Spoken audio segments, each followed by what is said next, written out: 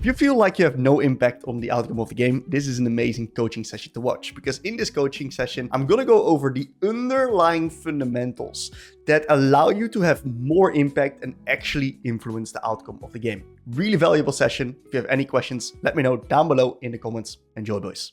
Okay, so let's break it down here. Are you like an Ari main? Yes, I mean nearly one trick even.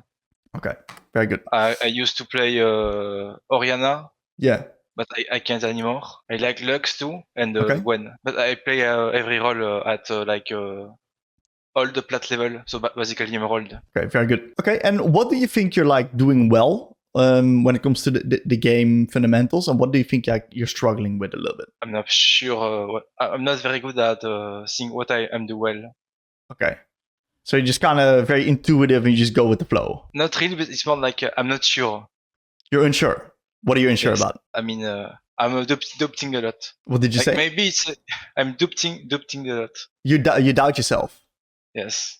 Okay, great. What we're going to do then today, right, is I'm going to just ask you a set of questions. And Yes. I'm going to try to understand what your level of game understanding is. And based upon all those questions, I'm going to give you a nice little learning objective, which that you can then start applying that practically in your games, okay? Yes. Perfect. That's what you're here for, right? Yes. Great stuff, man. So let's start with your plan in the lane. You're playing Ari versus Cassiopeia. What is it that you want to do? Honestly, I have no clue because I never did this matchup. I just know she has very strong trades, Yep. and I was like very scared during the lane. Mm-hmm. So I was like playing way too safe Okay. because I don't know how much I can get away at all. Okay. And I'm also like very bad at dodging. Okay. Very clear. And in this matchup, you really have to dodge the Q or... It is a dodgeball matchup. Absolutely. That's right. Okay, so let's break it down, right? Let's just start looking at Ari. What do we as Ari want to do? Let's forget about this guy. If we're unsure about what this guy wants to do, what do we as Ari want to do? Mostly push and trade with electrocute. Okay. What's our lane goal? I'm not fully sure. I mean, getting to level 6. Yeah, bingo. There we and fucking go. the chapter. Yeah, exactly. We want to get to 6, because the moment we reach 6, we become an incredibly strong skirmisher with our ult. We can start linking up with our jungle, and suddenly our champ starts playing itself. Right? That's right. Yes. So, since Cassiopeia, you're having the individual pieces properly here. Cassiopeia is a really strong trader, very strong early game with the new Deadfire Torch, right? And we're a champ that wants to get to 6. So what do we do in this matchup? We're basically going to play the lane in such a way that we're going to be able to get to 6 consistently. This means that versus Cassiopeia, what is her strongest form of trading? Extended trades, right? Yes. You see that right here. You get yourself blasted by a Q. She's a lot of Q, yes. And she just chases you down. Only with E, yes. Exactly. And this is how you lose versus her, right? So Yes. the way you want to play the waves versus Cassiopeia is you want to kind of let the wave slightly come towards you, and you kind of want to freeze it on this area. Okay, so it kind of gets stuck there. Yes. And that way she can never all in you. And yes, you're going to get blasted by a Q every once in a while. But that's just the reality of this champion, right? But at least that way she can never all in us. And the moment we drop low, it's okay, we'll just reset. She's a strong laner. That's fine. But what I see that you're doing is you're sometimes over-contesting the wave. This is a playstyle that you use into control mages that cannot all in you. Like the Victor, Yes. like That's the why I Orianna. was trying to push, yes. Right, so you try to do the offensive-defense strategy. Yes, Very good. but it doesn't work. Doesn't work into Cassio. No, absolutely not. Okay. In the end, it's fine because she fucked up and she gave us a free reset. So we're actually in a really happy spot. And we come back to lane here, which is pretty okay. Yep, totally fine. We dodge out on a gank here. So this is a really happy position for us to be in. Yeah, but I didn't like what my Vigo was doing. Okay. How comes? I didn't want to move here Okay. You didn't want to move. Why? because I have a big wave coming. Okay. Got a big wave coming. That's correct. What else? But What- I don't think we win either. There I we think go. We are lose. Yes. You lose. Benjamin was too low to help us. Mm-hmm. And like they have, I mean, I will never have the DPS of Cassio, and same for Nocturne. He has very high Yeah. DPS. Like they both have very high DPS and CC too. Yeah. Like better than us. Way better in the early game. So what I'm seeing thus far, right, is that you have a lot of individual knowledge, right? I actually am pretty impressed with you being able to point out all of the variables, right? So my question to you is, how comes that you're still trying to move, and how comes you're not telling him, yo, Viego, bro, how about we just don't do this, you know? How about we just don't ping him back? What's going to be mine, man? Sometimes I try too much to compensate. Okay. Like I try to not do it, but like I don't know. Sometimes it's just like I have to, because like Vego was committing. Yeah. I think I didn't ping enough too. Because I did Yeah. only one ping. I should have done it more. Yeah. But he was not happy after the play. Exactly, right? And you got to keep in mind that you moving over, right? This moving, Yes. he now waiting. thinks, exactly, oh, my Ari's moving. Come on, free fucking Skildo crap. And then you turn back and this is like worst case scenario. So he's pissed, of course, right? He's fucking pissed. Yes. I think he called me a retard or something like that. Oh, that's funny. Oh, no, Brandon.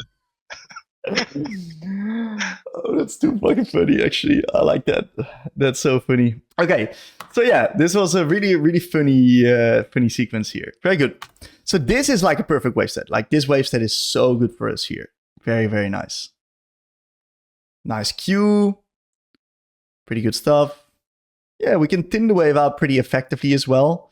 One thing that I would do versus Cassiopeia, right, is I don't really like standing in the wave, because standing in the wave makes it easy for her to she can look the push aim on the friend. Yes. Exactly. So this is where I stand right now. Right I don't here. know why I always go back to the wave. Like I don't know why, but it's like I'm safe here. Mm-hmm. Okay, and versus some champs you are, like versus like Silas, you stand correctly, right? Yes. It's good. But I don't know. It's like a bad habit of me. It's like always go back to the wave. Good. And I want to really like make this clear for you, because this is insanely important. You as RE, you really like standing slightly outside of the wave, because this is going to force two things, okay? This is going to force the Cassiopeia to also stand outside of the wave if she wants to get closer to you, right? Yes. The further you stand here, the more she needs to walk past these minions. Charm angles. The only way you're going to like really win the trades is a fish on charm. So standing outside of the wave is going to opt you more opportunities for this E. And if she doesn't do that, what's going to happen is she's going to actually stand opposite side here, where she's then going to be forced to stand in the minions, and then you can look for AoEs with your Q and high value spells onto the minions. So your positioning actually matters an immense amount in lane pressure. Yes, I think I don't think enough about my positioning. Great. Starting from today, you're gonna have a little bit more intention behind it. So that's good. Yes. Nice, man. Very nice. Okay, so we are cooked. This is because you simply can't push this wave and you don't have info. You need to reset right here on the cannon. Okay? Do you understand why? I think not sure, because I don't have much to buy. I mean, I'm a little low on mana, I guess. Yes. Yeah. You're too low on resources. No refill anymore. You can't contest the Cassio. If she slow pushes you, she can slow pushes the wave. She can push you off the wave, and you're cooked. Right? You can't play. So the only option that you have is resetting, and thankfully this is a cannon wave, so you can just reset here. Yes, but I think Archer. I thought she was gone too. Oh yeah, Yeah. I got the reset anyway. Because she did a back or a fight back. And Yeah, you got a giga lucky here, right? Because what she should do here is she should chase you, freeze the minion wave, cancel your reset, and then lane's over. I think that's why I stayed in the lane, because she was not here, so I was like, oh, free push. What do you mean? I stayed to push because she was not on the lane. Like, she left the lane before me. She was not showing up for a very long time. You mean here? Yes, she's not here at all. Yes. I think she wanted to reset too. Okay, and so when she saw me, she canceled after. Okay, so let's think about resets, right? Because it's not smart for her to reset. The way you want to view lane is she's never going to reset here, if you look at these conditions. The way you want to view lane is your job as a mid laner is to get lane control. Lane control basically means the ability to move first into place on the map, okay?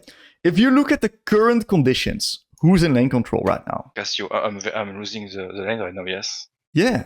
You're in the Rotos game, yes. Exactly. So you're currently losing lane control. So why would she need to reset her resources if she's already in lane control? But she tried. She tried to reset. She tried to reset. Yes. Okay. I don't know why, but she did. Okay. That's what I mean. Like, that's why I tried to push this wave. Because here I don't see her at all. Mm-hmm. And right. You can see she's very, very late after. So I basically get a free push. Yeah, I don't know. Maybe she watered Drake. Right? It's hard to say. The reality is we are never allowed to push this because she's gonna just freeze the wave onto us. We're in a checkmate position. We've lost lane. And that means that we just have to sack the reset. Yes. Okay. Okay, we come back. We're not super strong. We do not have really strong items. But let's see if we can minimize. We get lucky that Cassio messes up the wave state. So that's a bit of a benefit. We can probably push this into a ward.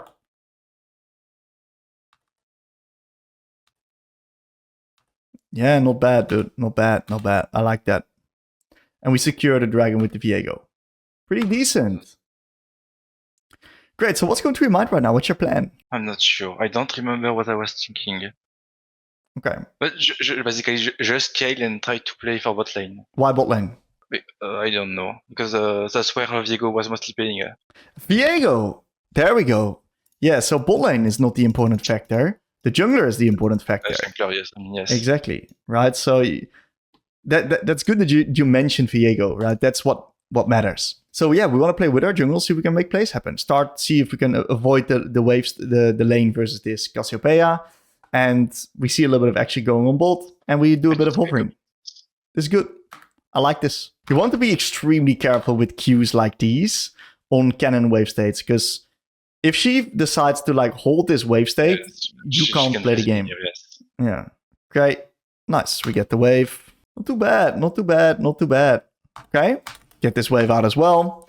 We're getting to a little bit of push positioning here, which is what we're very happy with, of course. Looks like our Viego's making a play on top.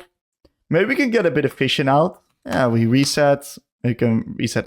We can get some vision after. But I felt like the game was very hard because of Nocturne too. Like he was killing everyone. Hmm. And he had exhaust instead of flash. So, Let's see. Yeah, look. I think this is okay. I like you leaning into bot side here. I think you do the right thing. I don't think you can over roam as well, because we don't have enough info and Zig's already dead. So what you did here was pretty decent. Nice. Okay, Drake is coming up. I probably would have warded into bot side. I would have not went to the top. I probably would have went into here and warded right here because of dragon coming up. Yes. Okay. Not too bad. We get the wave out. We got a spike. Okay, but we do get 2 kills for the bot. Yeah, so this was fine. I think the bot roam was creative. I think there's another world where you reset for Blackfire Torch and you fight Drake. Both options are fine as long as it works. So I don't mind this. This is good. Now, this is extremely interesting itemization. We go for Mercs here. How comes you go for Mercs here? I think I was too scared of the Cassio. Okay. I was expecting a lot. Okay. Because if you look at your team comp, right, and you look at the enemy team comp, like what's your job here? I'm not sure because it's very hard to. I feel like it's a hard game for me. Like maybe I'm wrong, but like Nocturne Cassio makes the game hard. I feel. And Undergod too because he was very tanky with Earthsteel. Yeah, it's interesting because I think that your job is to really play assassin here, right? And I think the moment you go Mercs, you can't really do that anymore because a lot of your damage is now gone. More DPS, but yes. Yeah, maybe so it was better to go. Exactly. I would go Malignance, Sorks, Lichbane here. That's my build. Okay, yeah. So I think the Mercs is a big mistake here. And let me explain, by the way. Yes, but I usually don't go Merc at all. But that's like one of my first. What do you mean? That's like one of the first time I burn Mercs. I don't buy it at all normally. Okay. Not even into Syndra or something. You don't even do it into Syndra? Yes. You were like, I just need Mercs this game. I was too focused on the Cassio. Okay, very interesting. The lane fit very hard and... Yeah, lane is hard into her. But let's think about how we beat Cassio, right? Because the only way that we beat Cassio is if we can get short, bursty trades, right? Because any extended trade, she wins, right?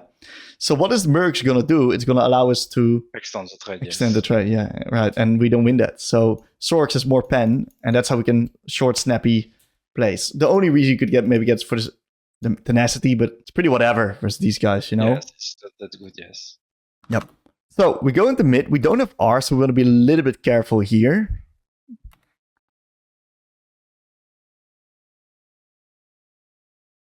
Okay.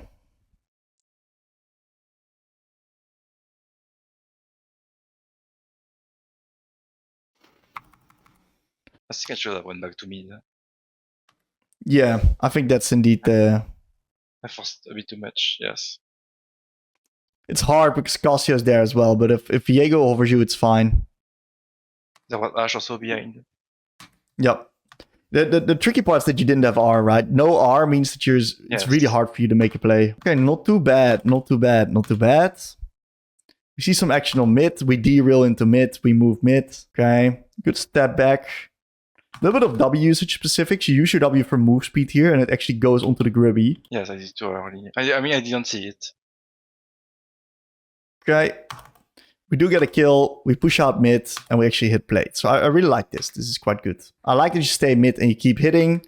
You get the cannon wave, and this is the time where you back off. Great, good macro here. I like it a lot. Probably good time to swap up the lane assignments. Put your Ziggs into mid lane and you into the side. You're going to be pretty happy in the side because of the fact that you're mobile. You have a really easy time dodging out the Nocturne ganks. You do a really good job into the likes of Urgot as well. Your champion kind of counters Urgot completely because of how linear this champion is. Ari loves linear champs. What do we know about Tryndamere? Tryndamere beats the shit out of Cassiopeia. Why? Cassiopeia's base armor is incredibly low, and he has a really easy time dodging out on her spells with his dash, and he can win the extended trade with his R. So Tryndamere is a really good matchup. So my thought process here of this mid game is, how do I get into a position where I put my Tryndamere into the Cassiopeia lane and I get into the Urgot lane so we can get double side prio, and that's going to allow us to win the game here. Okay? I went into Urgot later and it felt very hard. What did you say? I went into Urgot later, but it felt very hard. Okay, let's break it down. That's good to identify them. I think one thing you could have done here is, instead of resetting into bot, someone needs to catch this bot lane wave state. Right, and I really want to swap right now. And I want to send this Ziggs mid on this wave state. Okay, so this wave, I want Ziggs on mid. So you have two options. Option one, you actually do not push this wave state here, and then you reset on Blasting Wand. But you can also push this one, because Ziggs is still resetting, and then insta move bot. Do not buy the Blasting Wand, and just insta catch the wave and put pressure. And I think that's the best option. So I was too slow here, yes. Yes, and now the lane assignments are a bit cooked. Right, these lane assignments are not pretty. They get killed for it, for your delayed tempo reset here. I like your hold on the charm. Well played. Good shit. Yes, it felt too risky with the minion wave. You escape through top, which is good. Once again, we need to find a way to get this 6 over to mid lane. Also, pretty good shift here into top side as well. What's going to remind here? I'm not sure. I was very afraid of Nocturne and Cassio. Okay. Okay, so I was respecting them way too much. Okay, so one thing that I notice while we are like doing this review is that there is the way that you interact with me.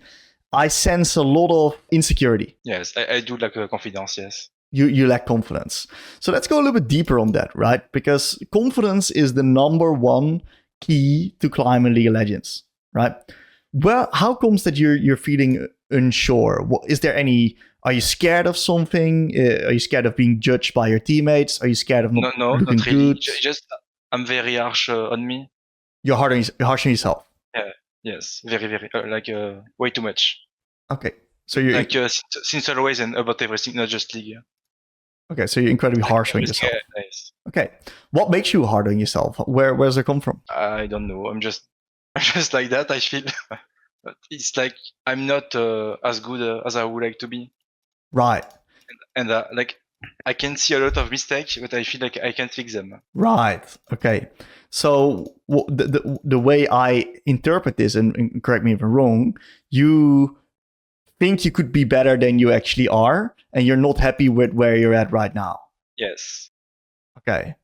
So does that translate in you not feeling good enough? In the past, yes, but not anymore. Like I don't make it as important. But in the past, yes, I could feel very bad because of it. Like extremely bad even. Mm-hmm.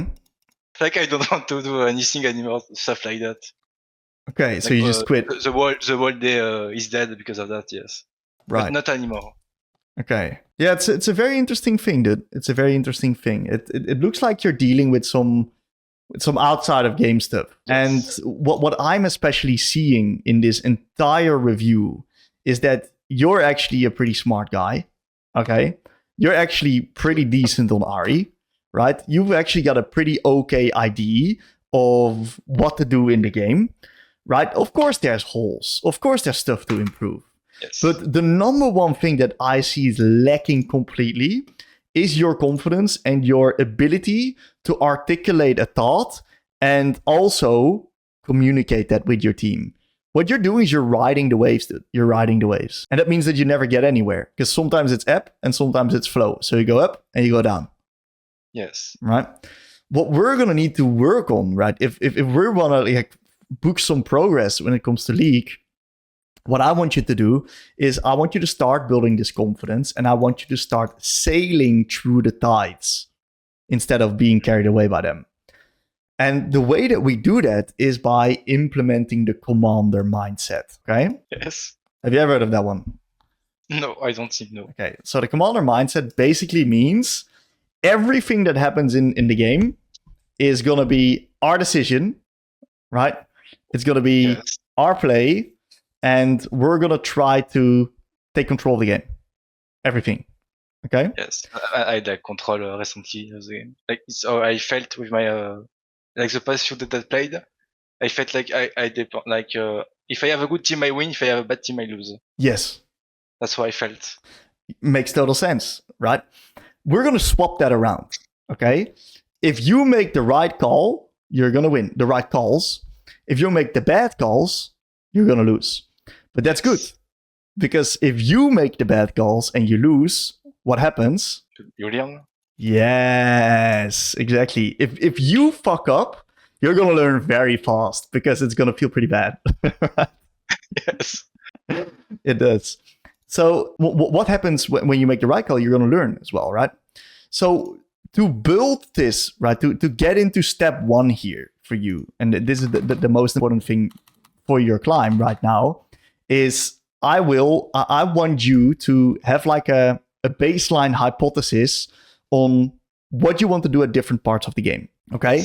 And you already know these baseline hypotheses. I'm also assuming that you've watched the Ari guide. Not fully. I think I stopped at the beginner and a little of intermediate. Okay, so you did watch a part of it, right? Yes. Finish it fully. Because yes. This is going to allow you to put all those basic pieces of knowledge that you already have into a bit of a bigger picture, which is going to make it a lot easier for you to then start combining these concepts and build clear reference points and understand what to do at each part of the game. Yes. Okay? So next time we're going to do a session, you watch the Ari guide. Okay? Sure. Very good. In its fullest capabilities. It's a really good guide, by the way. Very, very good one. So I'm actually going to just give you a very straightforward but extremely effective learning objective. Okay? Mm-hmm. What I want you to do is I want you to full mute every game. I did it, yes. I did it. Because I was very annoyed. Yeah. A lot of my jungler were like totally tilt my bot lane. And it was affecting me, so I mute everyone. Good. The reason why full mute is important is because you then do not get any info from your teammates. Even if they're pinging a play, for example, this dragon ping, doesn't matter. Oh, even the ping. Oh, the ping, you mean? Yeah, pings. Including pings. I have the ping. Okay? And the reason why that's important is because that when no one's telling you what to do, you need to do it yourself.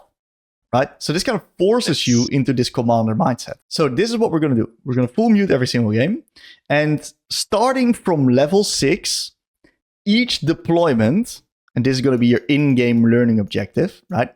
Each deployment, I want you to ask yourself the question, what is the next objective? Because these objectives and neutral objectives are like the cornerstone, the baseline of macro.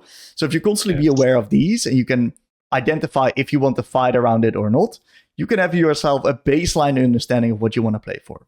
So every single time you come from base, you're going to ask yourself the question, what's the next neutral objective? And then you're going to ping it in game. So that every single time you come from base, you're going to ping that neutral objective that you want to play for. If you're super far behind, right, and you cannot play a neutral objective because you're just too weak, then you ping the opposite play that you want to trade the neutral objective off for. Okay? Yes. Great. So this is going to build intention. I think I do it a lot of, like trading, but I don't really ping it. Yeah. You don't communicate. Well, not always. My ping are not consistent at all. That's what we're going to build. I forget about them a lot of time. And that's or like okay, they are very shy. Like early game, I did one danger ping and that's all. That's it. Yeah. No one gives a fuck about your one danger ping, dude. I'm sorry. No one cares. Okay, out of game, right? Reviewing wise. What I want you to do is I want you to go to moments in the game that you were like, okay, I thought that I wanted to play for Drake, but Drake actually was a complete fiasco. It didn't go well. Yes. And in that review, I then want you then figure out why your call was bad and what you should have done differently that would have led to a different outcome. Okay? Yes, but I think it's hard because usually I prefer to trade something than doing to Drake. Unless we are all winning, I Yeah. feel like it's better to trade. Yeah. And what you can happen is that if you trade, maybe one of your teammates doesn't listen to you. Or maybe if you try to fight because you think you can win and you lose, that's the stuff I want you to review. Yes. Then you can figure out what the solutions are to that position. And if you're unsure, what you're going to do is you're going to use the VOD questions channel. Have you ever used that one before? No. Okay. Never, I believe. Great. Let's break it down. I just ask question like in the Harry channel and link improvement, I believe, or general, but Yeah. not. Okay, great. So one of these positions that you are then reviewing and you're struggling to review that one yourself, I want you to clip that, right? And send it in the VOD questions channel. Really good example here by Moki Python, right? He does exactly that. And what we can then do as coaches is we can then give you specific feedback on those points where you're a little bit unsure, and we can then put you in the right direction. If you do this, plus you focus the next 3 weeks, maybe 4 even, fully on building that intention, full muting, making sure that you ping every single time you come from base starting from level 6, in 4 weeks, you're going to just be a different player, just different. You're just going to have way more confidence, way more intention, because there's so much of this learning being done then already, that's going to be easier for you to then know what you're supposed to do. Yes. That's your learning objective, man. Do you have any other questions for me? No. Great. It was good. Fantastic. 3 to 4 weeks, come back. We'll then move on to step number 2 and see how it went. Okay? Yes. Amazing, mate. Great session. Thanks for coming by.